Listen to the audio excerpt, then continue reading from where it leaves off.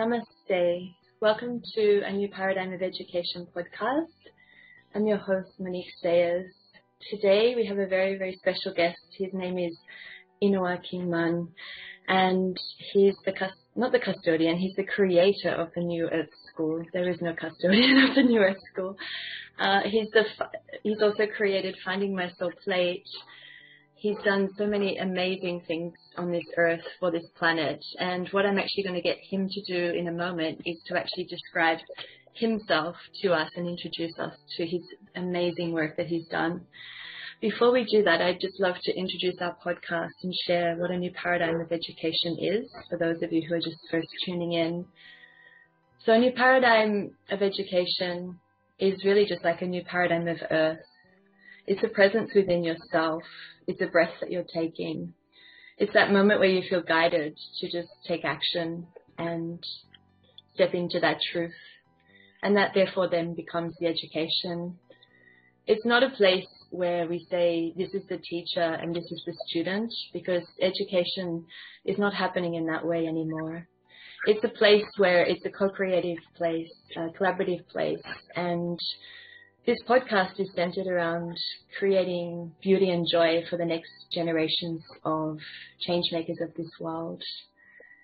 So I'd love to allow you, Inoa, or Simon, to please share with us all about your mission and your heart. Thank you. Thank you. I want to start by honoring you, actually. I really feel in your voice a deep calling to do this work, and sometimes there's a difficulty of putting into words, putting into normal language that which we feel to be true in our hearts. So I want to honor you for creating this podcast, for putting yourself on the line, and for staying true to that calling in a world where many are giving in to the temptations of commercializing their work. I really feel that integrity in it. So thank you, and thank you for inviting me to come on and to share with you and to explore what that means. And so I actually think that you started off by introducing me correctly. I am the custodian to New Earth School, absolutely. And so just to briefly explain what a custodian is to me, it's somewhat of an indigenous concept. A custodian is a caretaker. And whilst the concept of an owner is more of a modern concept, and because of course on planet Earth we can't really own anything unless we say this is mine and we are willing to fight for it. But really in nature, in the ecosystem, on a deep level we recognize that everything is us. And if we care for ourselves, we care for each other, we become custodians. We have responsibilities. You see, once we're growing up, like once we're growing past the stage that we are relying on our biological mother and our biological father, we transition to a point in the rites of passage that we start caring for our biological parents, but for our more cosmic parents, which you might see as the earth and the sun, and all of her aspects, like the forests and the rivers and the mountains, are like our stomach, our liver, and our kidneys. They're these vital parts of this greater organism that we are a part of.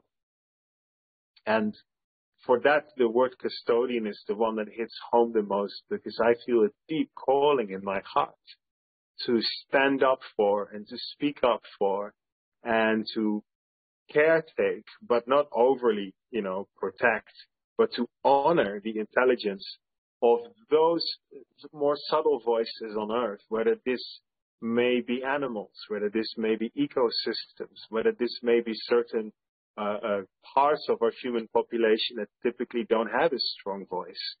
And it's very different from aid work, where as a Westerner we go to a third world country and we're going to show them how it's done. It's actually quite the opposite. Is traveling to those places as close as our own heart and as far away as the jungles of South America or Southeast Asia, and to go there and listen and to understand deeper, and then to use our Western, dare I say, privilege and our ability to voice things sometimes in ways that others can't, and to bring those messages home. And so that's part of what New Earth School does. And so New Earth School was built in Bali, Indonesia, after spending a number of years at a silent retreat center working with the earth. The call came to create a school where, very similar to what you described, there is no real teacher. Of course, there are educators there, but it's the primary teacher there is the earth herself. And our daily routine is designed to bring us closer to ourselves, to each other, and to the earth. And the school is food-centered. That's why it's often called New Earth Cooking School, because a large part of the day is for many to get together in the kitchen and to create. And of course, a big joyful part of the day is to get together around a big lunch table and to share all of the gifts, let's say the fruits of all of the things that we have encountered that day in our forest gardens, and share it ceremoniously with each other and joyfully during that one big meal that we have every day there. And so that's, in short, New Earth School. And my role there as a custodian is to really support those who run the school day to day to shine their brightest selves. And that's what allowed me after 5 years to also step away from that school and to move from Bali to now Portugal and to explore creating the next one here. Yeah, that's amazing. It's so powerful and beautiful and necessary on so many levels of what your school is offering. It's holistic. It's not just, okay, we just cook or we just, we help the trees. It's like this embodiment, this the whole ecosystem is embodied within you, and it's embodied within the people, the school. Everything is all one. I can feel that energy, and that is what is so powerful, and that is what really excites me about a new paradigm of being able to bring all of those things that are already in life, already there. It's ancient wisdom. It's not new, actually. It's not a new paradigm. It's actually ancient. But being able to connect with that and just let go of everything else that we thought was this paradigm, we thought was this type of schooling, this type of education, and just surrender almost into that mother space. So I really, really admire and honor what you're doing as well. It's so necessary and beautiful. I have like 1,000 questions about it all. And I guess one of them that I wanted to know was like, could you describe more about the food? Because it was something that I've just only discovered around how you actually, the food that you're actually offering, because it's not like you're just like health food. A lot of people are like, oh, well, health food is fantastic or whatever. Like, it's none of that. It's like so deep and so powerful. I don't even have words for what it is, but I'd love to hear about that. Could you share that? Sure, absolutely. So part of my background is as a chef, and I've always been fascinated with food. I'm glad that at some point I started following my calling, and because society who I grew up in, chef was sort of frowned upon, especially in those days. And I even tried my way in the corporate world, and at some point walked out and became a chef and followed the calling. But once I moved to Bali, and I started cooking the food at Bali Silent Retreat, I started realizing a lot of things that are distorted in our day-to-day relationship with food. Okay, let's see how we can break this down. At a deeper level, it starts by understanding that for a few thousand years already, our world has lived in an imbalanced energy polarity between the masculine or the yang force, or the more dominant force, and the feminine or yin, or the more open or force of nature. So we have to understand that in duality, that the world we live in, we're always dancing with these two polarities, like Chinese medicine outlines us through yin and yang, and a lot of us are starting to grasp this, okay? And so a big turning point for humanity came with the dawn of agriculture. And so agriculture is a very broad concept, and it was introduced on Earth in different stages. Some say that there are still hunter-gatherer societies right now living in some isolated tribes, perhaps in Brazil. But predominantly speaking, we are an agricultural society. We shifted from being hunting and gathering and sort of in awe of the forest to clearing the forest, chopping her down and planting grain crops. And so to understand that our mode of agriculture is one that I might call yang dominant, where mankind feels the need to control the earth in order to get their way. And this has gone, in my observation, completely out of hand. And already over the centuries in Europe, we would have seen devastating effects. For example, Iceland was deforested nearly completely in the 11th century by Vikings. And so we always think it's more of a recent progress. In Holland, where I grew up, the last forest was cleared more than a century ago. So already since my grandfather's generation, there's no original forest left in Holland. And it's because it's such useful flat land. All of it has been dedicated to serve mankind one way or the other. So the reason there's a deep-seated fear in mankind's agricultural approach to Earth is this deep-seated fear of what would happen if I would allow nature to show me the way. You see, like a big fast food company, they just say, look, I want my French fries to look the same all over the world so I can feel safe that my brand can really shine and people can, and commercially this makes sense. But the earth wants through diversity. So it's in that rigidity and in that control that then farmers are forced to grow a certain type of potato everywhere in the world. And the only way to do it is to use these agrochemical tools, fungicides and pesticides, to temporarily shut down the natural defenses of nature, which are pests and fungi and diseases. They're not problems. They are just there reflecting on us. Hey, you're out of alignment and I'm trying to bring you home. You see? Yeah. And so in the same in a marriage where there's a woman who is very loving and loyal, but she just wants to be free and go out dancing with her girlfriends. And the husband is afraid, says, no, you cannot. You see, the more he would say that and hammer her down and tell her to stay home because he's afraid of what will happen if the woman is just free to just go and dance, she will either wither and get passive aggressive and ultimately unhappy, and in the long run she will run away. So it is that inner control, and this is very much just as much alive in women as I'm illustrating to you. Is that fearful mind that feels the need to control the situation because it's afraid what would happen, because the feminine, which includes nature, is mysterious and unpredictable and incredibly intelligent. See, it's a vast intelligence. We might call it the intelligence of the gut. And it's far more intelligent than the brain, than the mind, than the masculine. But, of course, they're not separate from each other. It's when the mind respectfully goes down and starts exploring the vast realm of intelligence of the gut, and it starts opening up, and they start co-creating this perfect yin-yang symbol. That's the only way how expansion can take place. It's just that, when one becomes overbearing over the other and the other starts responding with aggressiveness, that's when we become uncomfortable. So when we see big bushfires in Australia, it's very uncomfortable, but it's also a response to the way mankind has been treating the land, you see? Hearing.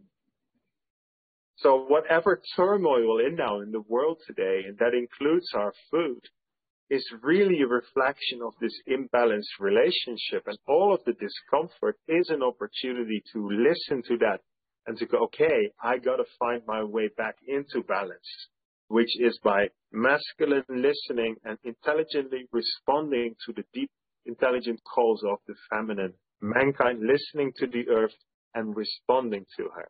And so that's the basis for our food philosophy at New Earth School. Because I was offered a huge piece of land in Bali to work with some years ago, 8 years ago by now, And I started growing food with a yang dominant mind. I was this chef, and I knew I wanted to grow my tomatoes and my this and my that, my parsley. And I started hammering away at the earth and doing my things. Stay with me. And at some point, it just didn't work. And I was sitting on the land, and I was sweating and swearing. It's like, this is not working. And nature started showing me, well, you're not listening. And this is when I started observing the natural ways. I started going down to the river and looking at the natural vegetation, which a lot of us are calling weeds. And I started looking how they were all growing so harmoniously with each other. And I started observing, well, that plant right there looks like a banana. I know it's not a banana, but I could replace it with a banana. And I'm sure banana would really love to grow in that spot. So I started observing the natural ways of nature, and I started planting things that I would believe, based on my observations, grow well there. And this is how nature started guiding me. And I started creating an ecosystem of predominantly food plants. And of course, and this is another topic of permaculture, a lot of other plants as well. But I started creating what is becoming a more and more diverse and complex, harmonious ecosystem of food. And it's then the role of the chef, which is the masculine, to go in there and listen and observe and see what types of food are there to be found, and then to grab those foods when they're ripe and ready and bring them to the kitchen and to create from that place, which is creation from the heart. Because when we're creating from the head, always based on recipes that our mothers used to cook and recipe books and all of this complicated cooking techniques, we're not actually allowing ourselves to listen. So heart-based cooking is so important because it actually allows us to understand nature. You see, it's so much more. All heart-based cooking is fun. Now, we do need structure in kitchens, but it becomes secondary. Of course, at some point when we have good recipes, we write them down. And of course, in our restaurant, because we have a restaurant in Bali as well, there are rules for the staff. They have to come on time, and there's hygiene standards in the kitchen. But they do not overrule the natural creativity that lives inside the hearts of every human being that can be in such a place, you see. So that is really the call of the food. I call this food philosophy New Earth cooking. It's a constant exploration of the best way of eating for humanity to thrive on this planet. And it's always about listening and exploring, because wherever we are in the world, the answers are going to be different. It's never about a doctrine to say this is healthy food, or it has to be vegan, or it has to be this, or it has to be that, because every body is different in every location in the world. I'm in the midst of winter now. It's my first winter in 10 years. My skin is getting pale. I'm cold. All of my energy is drawing in. I look in the mirror. I'm like, where's that shiny Bali boy that I was like 1 year ago? But I accept that because I'm in winter time now. My body is very intelligent, and I'm drawn to very different foods that are actually coming straight out of the earth here right now.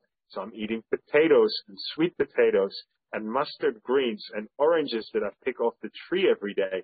And these are the foods that are making me thrive. And me too get lost in the mind sometimes. And I was making myself raw chia puddings and all kinds of smoothies for breakfast because I wanted to get back into that Bali mode. And my body just started protesting. It was not the right food to eat in these surroundings. And that's how intimately connected we are to the earth. And so a New Earth school in Bali, in the wet season there, monsoon season, is going to look vastly different from New Earth school in autumn time in Portugal, for example. Okay, so New Earth school could never be franchised for that reason. It's a constant exploration and listening to the earth. And it is super exciting, just the prospect of us creating so many of these places. It's like planting various fruit trees all over the world and waiting for all of these amazing fruits to come on naturally in time. So it's a really beautiful process to be part of it. And once we understand how to work with earth, it can still be difficult at times, of course, but it mostly becomes effortless. Effortless is the key. Just like every being in the forest is never trying to be anything else than what they are. The jackfruit tree never tries to be a coconut, right? And it's in that unapologetic being ourselves and expressing ourselves in relation to the rest of the tribe, the rest of the ecosystem, that great harmonious communities are forming. Yeah, wow.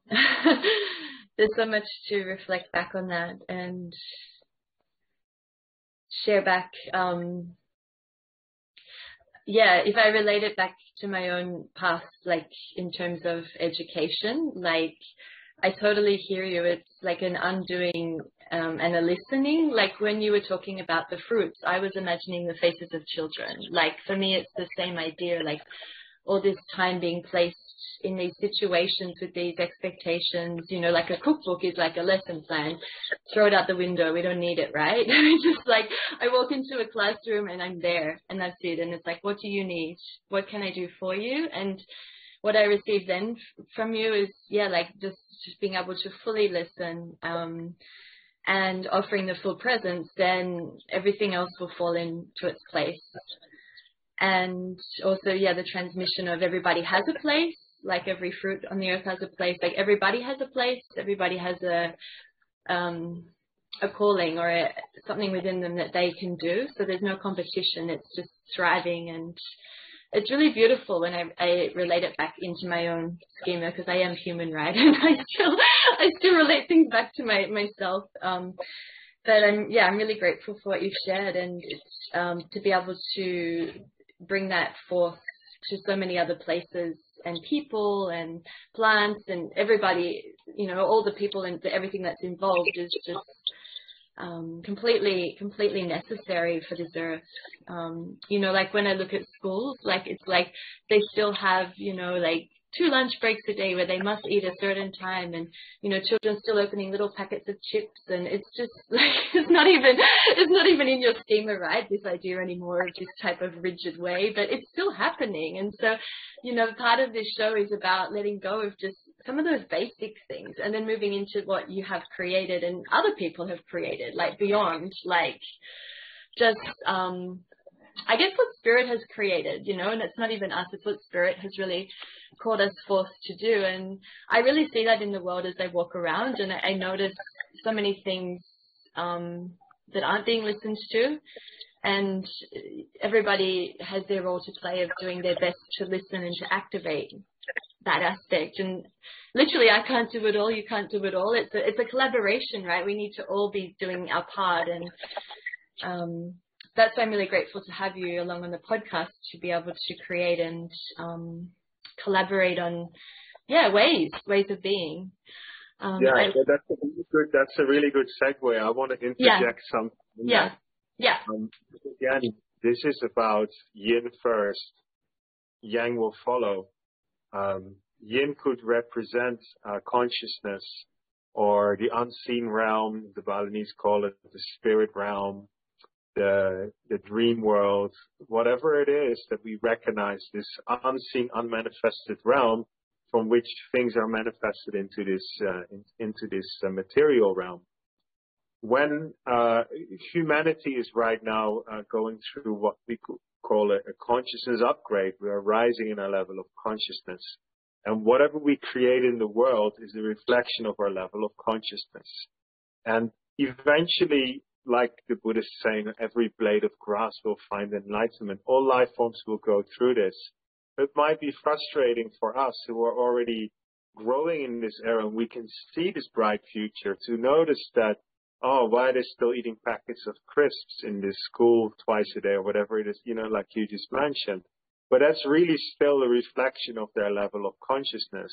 And so instead of actively trying to change rigid systems or actively trying to change the people who create them, I believe it's really our role to just beam unconditionally and unapologetically our light into this world and shine that light of our consciousness, and just trust that those who are in the vicinity of our state, of our frequency, they can make their way into our field. Like you and I came into each other's field and we're doing this podcast together. It's because we're vibrating at that same sort of frequency.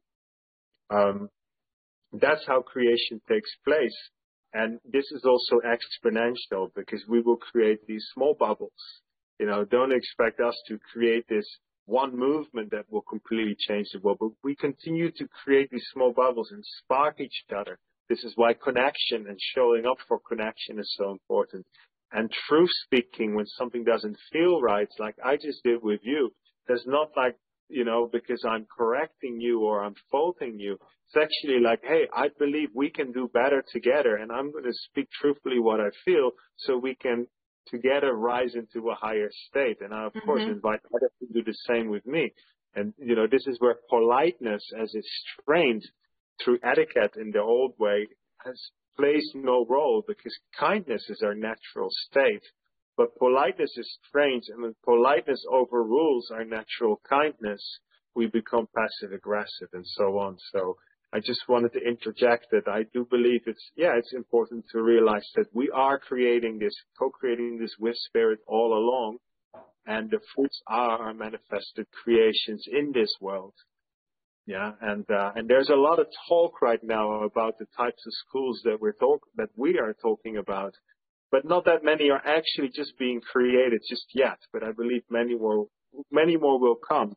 And I know with New Earth School, the little New Earth School in Bali, we created a little pilot for something much greater. And many of us will create places like this, and we will all harmonize. And in that regard, I'm very positive. Yeah, it's amazing what's come through, this energy of the new paradigm. And it so excites me what I've been seeing in terms of schools being birthed and people stepping into their power as leaders and change makers. Like, I'm not standing for this any longer. I'm going to step away and let's connect, let's create. Parents are connecting with, educators, connecting with the community, all forming these little pods of communities, of places where learning can happen. But not only that, like all the things can happen, health can happen, everything can happen. All this, the thing that we call a system, it all happens just without the system, just as a community. And I think that is really magical, that that the new earth is actually already upon us, and it's just everybody is finding their way with that. So I totally hear you on that. I wanted to speak about children, because I know a lot of the people in this community would love to know more about children. And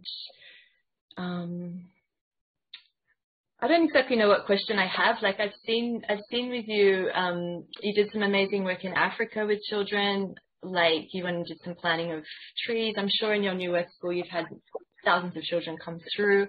Could you just share something just for people like who are focused on just children want to know about? Do you know what I'm trying to ask you?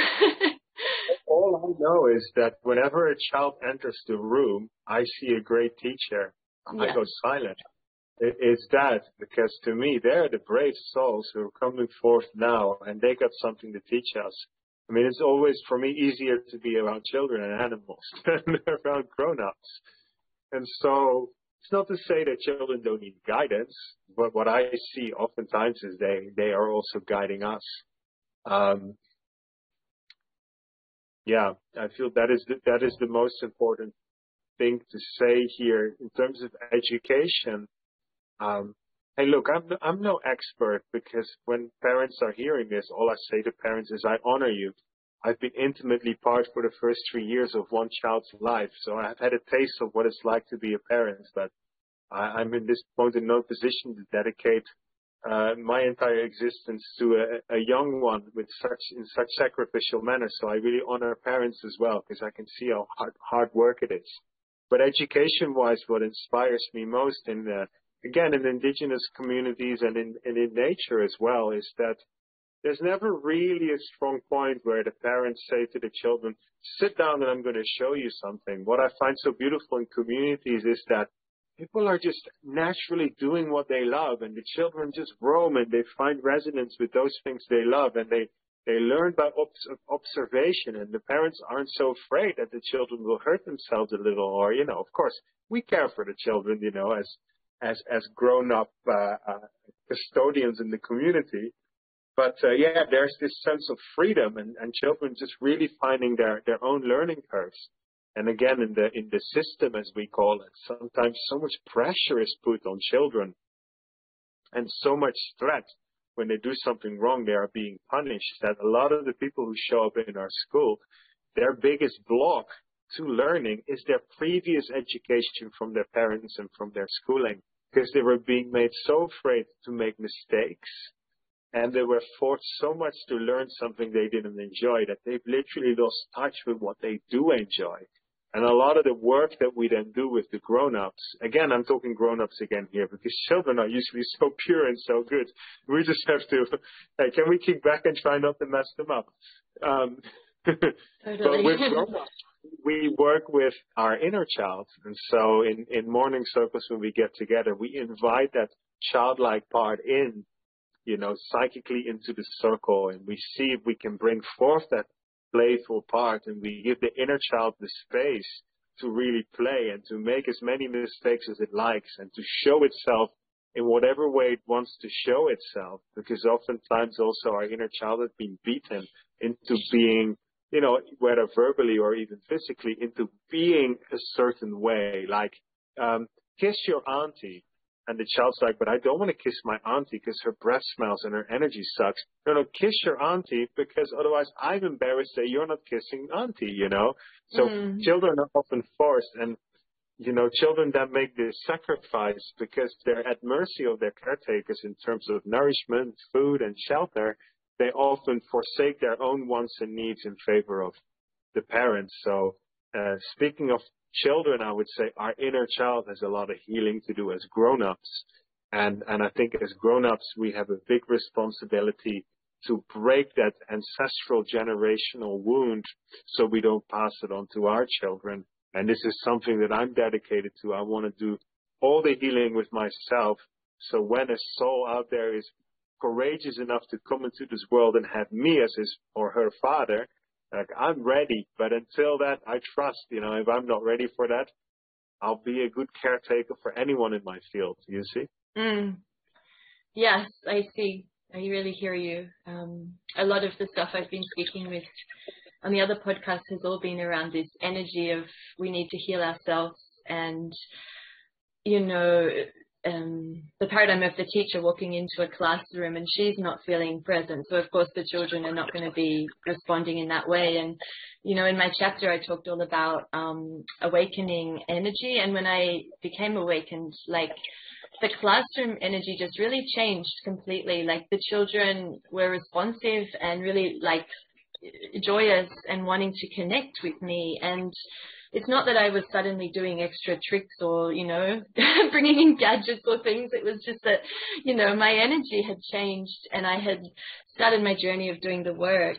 And I also think there's something to share on that as well, like the face and the mask, because I know, like, a lot of the time, I even do it now as a mother sometimes. I cry in front of my girl, but then sometimes I get people say, well, why are you crying in front of her? Why are you teaching her this? Like, can't you just, hold it together? But it doesn't feel natural for me. Like, it feels natural for me just to show and to express. And as a teacher, like when I was in the schools, like it's almost like you're coming in and you're like, hi kids, like, like this crazy energy, like over the top energy. And it's like, because they can feel you and sense and everything. And so I feel like all of that is the old paradigm as well. What you're sharing is like, well, how do you embody yourself? How do you show up in peace within that state of whatever it is, for children to be able to feel that and to feel safe with you as well? Does that make sense, what I'm saying? Yeah.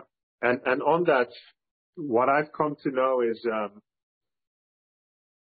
there's this fine line between being in our full feminine and really open and emotional, and then bringing in the more masculine side of structure. And both are very important. And somewhere in the middle, we can be grounded and exude a sense of calm that children or animals naturally know that they can trust.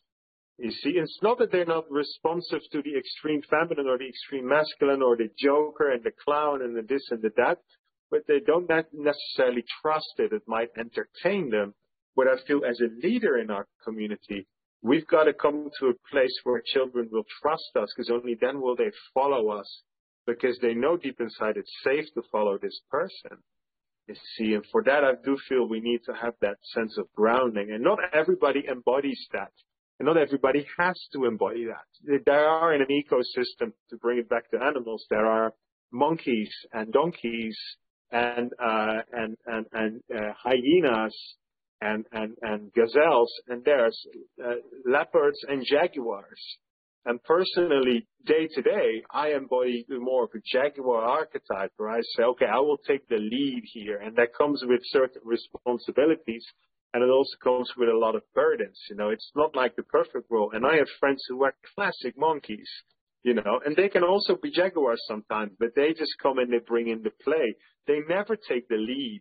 And they never really feel that they want to carry the burden of the entire school. They just come to bring in the play. And I feel for children, both those archetypes are important to have around. When they need direction, they go to the jaguar. When they need something important. But when they just want to play, they hang out with the monkey, And so it's also good to understand, I think, that in our communities, we have all these different archetypes. But yeah, some of us have a more leadership position. And again, these archetypes, there's a monkey living inside of me as well, because of course we carry them all within us.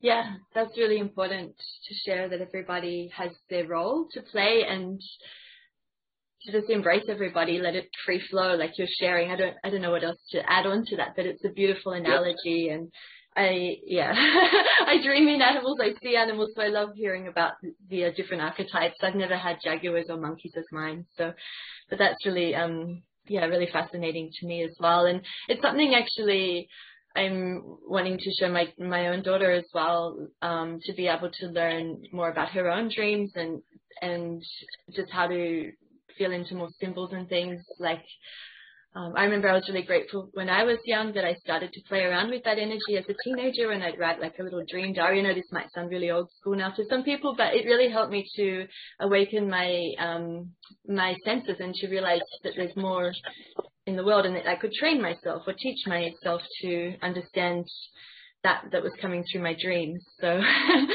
that could be very useful for the children of the world as well, Yeah. I had a question around structures just came through, because at the moment I know there's two questions. One is like more like labyrinths, because I just think they're just fascinating, and the other one is like the world is really like in need, desperate need of what you're sharing in your school, like this.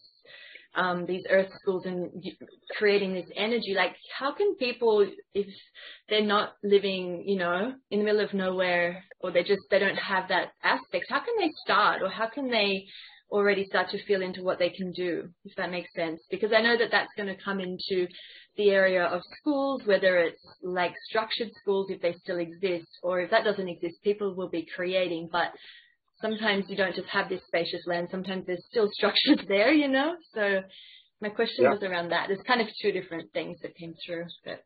So how they can start, I do believe that it's already inside of us. And the start is to show up for what is inside of us. And so when turmoil is inside of us, it points towards a deeper need for healing. When inspiration is inside of us, it points towards creation. And so the only way to distract ourselves from that is through, distraction, through vices, because likely the vastness and totality of that it is what wants to put through us right now can be overwhelming and can be daunting. So to start, we need courage. To start, we need to carve out time for ourselves, where we say no to others so we can say yes to ourselves. Personally, my morning practice is from 6 a.m. till 11 a.m. That's a lengthy period of time that no one can talk to me. I have that luxury.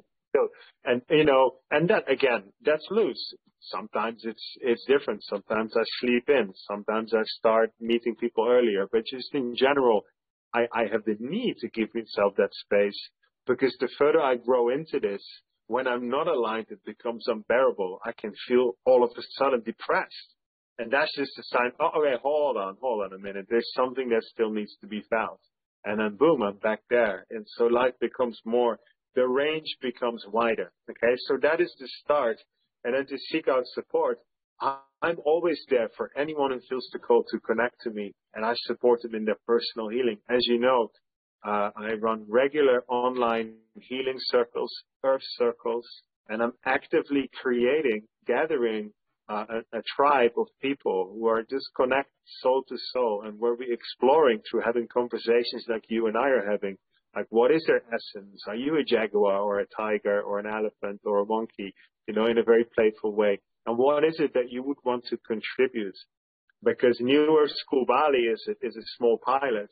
But what my call is right now is that I'm creating. That's not the right word. I'm gathering and reconnecting the soul connections that are already there of people all around the world who are already connected heart to heart. By strengthening our connection, which I might compare to the Wood Wide Web, which is an underground mycelium network, a mushroom network. Oh wow, I love that.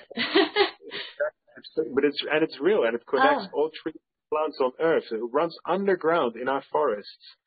And so it's the natural version that's been there for millions of years of what is now the internet, the World Wide Web. Okay? So we are strengthening the soul connections of the Wood Wide Web, using the artificial silicon version, which is the World Wide Web, through like a Zoom call, what we're doing now. And I know by continuing to connect in honesty, and there are structures for this of how we're connecting and how we're praying together.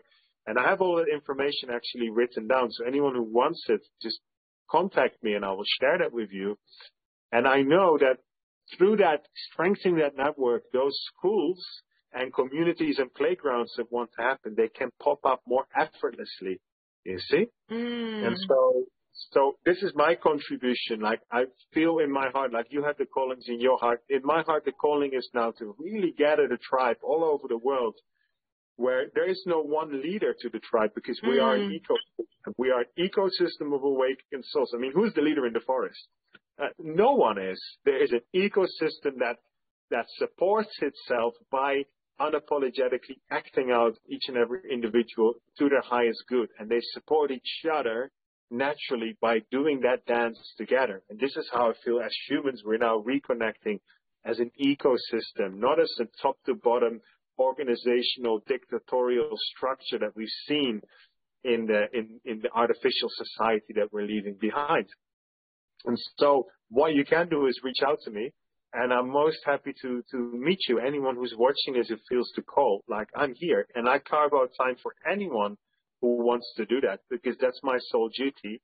And I trust that I don't need to force anyone or guide anyone into anything. Just by showing up for each other, we can tap into the inspiration and then start, but only together we can do this. No one can do this alone. This is an ecosystem job. Yeah, that is so powerful and beautiful. And yes, I don't even have words for the transmission and the energy and the work that comes through any connection with you in any of your types of healing or whatever you want to call it, presence. It's all beyond us. And that's really powerful how you've explained that people don't need to do anything but to show up and just be themselves, be fully present, become activated to then go and then create what is their place in the earth. And I'm really in honor of that, and really, really feeling that. I felt that energy when I created the book as well.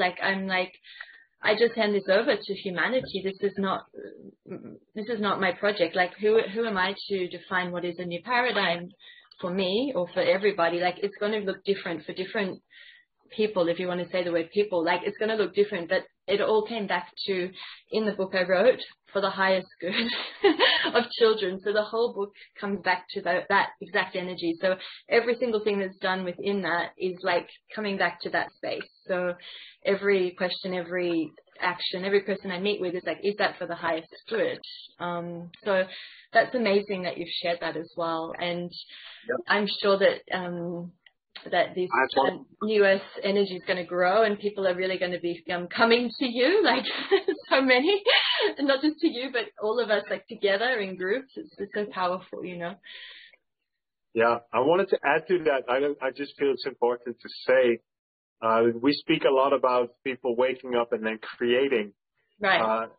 A lot of people might be watching this or hearing this at some point and be like, I'm not ready to create anytime soon, but I want to be part of this.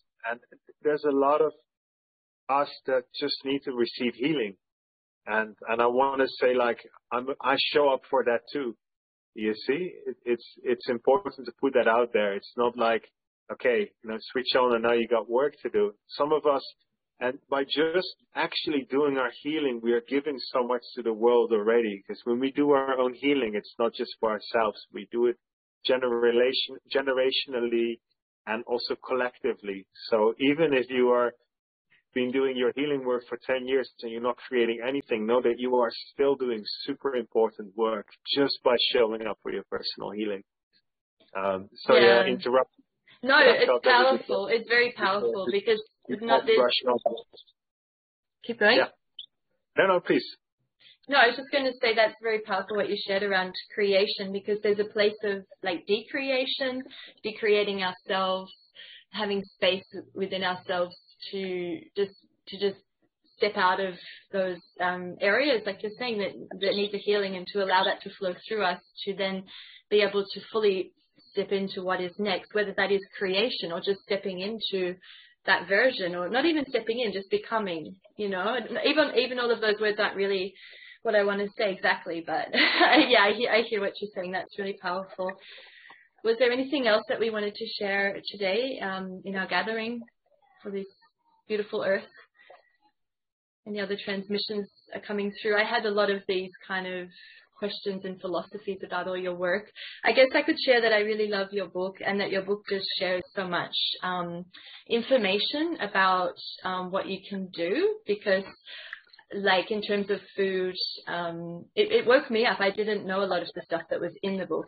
So I'm sure that a lot of parents and educators and people are wondering, or just kind of eating and just not really kind of even aware of it, or not even awake at that level, right? And so me reading your book, it blew me away how much it's just an embodiment of like humanity, reading your book basically. So it's really, really powerful. And I really just wanted to share that it would be very useful for people who are wanting to know more about your work, maybe in detail as well, because we haven't gone into a lot of kind of the detail and the structure and things like that in this. Yeah. For sure, of course, these conversations tend to stay very cosmic and philosophical, which is really what I enjoyed. Yeah. But 8 years of me being a very dedicated restaurant chef in many aspects in Bali, opening various successful eateries. All of them survived and even thrived during the pandemic, which was a sure sign that my food philosophy really works. And of course, we have the New Earth Cooking School aspect of New Earth School. Right before leaving Bali, I got the call to put this book together, to write this book. And I literally spent 2 months down by the ocean, hammering away on my typing away every day, channeling this book, condensing 8 years of my learning of New Earth cooking into one book. And it's a real practical guide. And the most important difference with a normal cookbook is a normal cookbook does the what, and it does sort of to an extent the how. So it says, this is what you're going to cook and this is how you're going to do it. My book adds in the why. Why do we do what we do? And it really goes deep. It really explores and it's also a very light-hearted book, as you will read the introductions. Like today, a bit serious, a bit deeper. The book is very light-hearted, and it should be a very joyful read. I also speak about my childhood experiences with food in a raw and honest way. Also touch on emotional eating patterns that I as an empath am dealing with. It goes, of course, into a whole range of recipes, from salads to desserts to all of it in between. The whole book ends up being plant-based, but it's going to satisfy any meat eater. And it contains the entire New Earth cooking philosophy, which is a philosophy based around the 5 P's of place, product, price, people, and planet, where we explore those 5 aspects and how when you go shopping for food, wherever it is that you go, this is for day to day. This is nothing fancy. Anyone can apply this to make better decisions that immediately. So when you're saying, how can I start today? That's how you start today, by applying the New Earth cooking philosophy into your life very effortlessly and easily. Plus the book is, I feel, beautifully illustrated by all of these real-time photos that are so many great memories of my time in Bali with all of the beautiful people who taught me so much. Bali has been my teacher, she is such a powerful force as a small island with a big spirit, and Finding My Soul Plate captures all of that. So it's a little book that I'm very, very proud of, and I really encourage people to take time to dive into, because there's a lot of material in there to read and beautiful food photos to enjoy. And I hope with those instructions and that encouragement, I know that it will bring people into their kitchen and actually start creating, so they become empowered cooks for themselves, no less. Yeah, I love that. I love that. And also I love the philosophy in there as well. And I just had this vision of the children using that just in life, not just in cooking, but in life, like taking consideration for different aspects of, you know, something that's brought to their attention, and they could use a part of the philosophy to think about, or is this going to be beneficial? And that could almost become an education in itself, like this little philosophy with the parents and the, you know, I just had this image of like this kind of campfire image of people kind of coming to an understanding and using it in that way.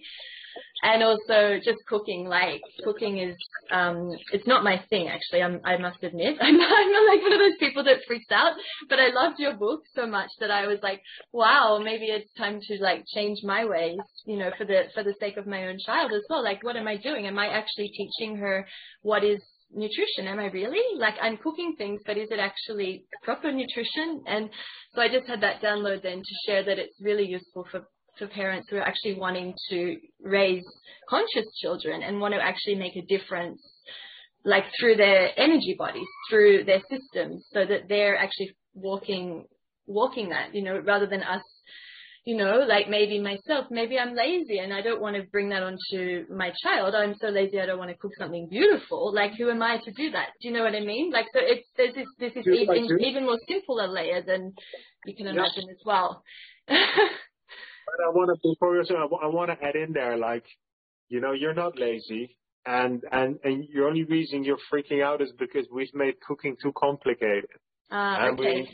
we television chefs showing off. And so that's why in the book I'm explaining, like, this is how you set up your kitchen, ideally with your spices there and this and that in your fridge. You set up your kitchen in a way that's a nice, fertile playground. It's nice and organized. It's simple, and nothing in the kitchen is there that you're not going to use. So all of the old stuff, just throw it out. So part of the book is setting up your kitchen, and then just identify some of the things that you enjoy cooking and prepare yourself for that. And, you know, and I talk about this in the book, like, you know, once a week you might go shopping, and I'll guide you in the book, like, what to look for when you're shopping for fresh produce.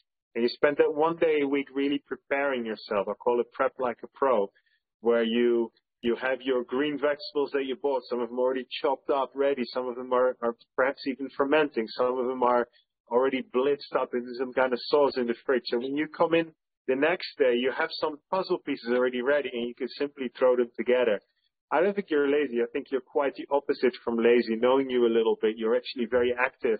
And I feel it's just finding a way how food preparation, not overcomplicating it, you know, can just find a healthy part into your day-to-day routine, and then inviting, you know, your little one to come in the kitchen and prepare those things with you. And sometimes we find that our children enjoy cooking more than we do as parents, or the other way around. So at least the kitchen is there for those in the family that do enjoy, you know, creating in there. And ultimately it's that the kitchen has always been the heart of every community, and it's what brings us together as humans, right? And I'm really big on seeing food not just as an individual aspect, but this is really the binding factor, like love is.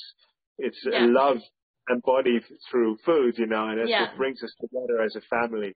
Yeah. So it's that, That's so powerful and beautiful. Thank you so much.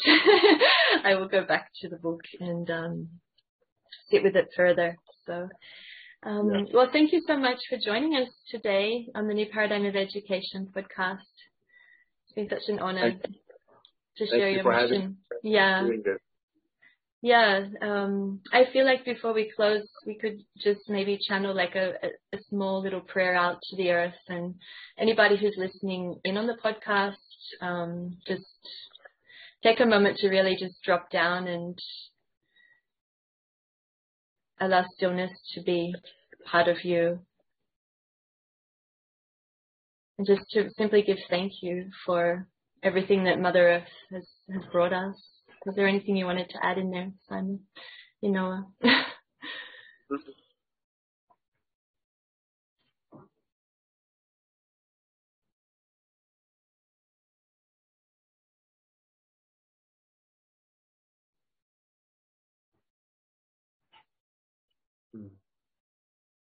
Beautiful. We are nature. And so the quickest way to connect to nature is to keep connecting to our own heart. It's all here and now. Thank you. Thank That's all you. I have. Yes. Thank you. Thank you. Okay, namaste. Thank you for tuning into our podcast, and may kindness be with you today. Always.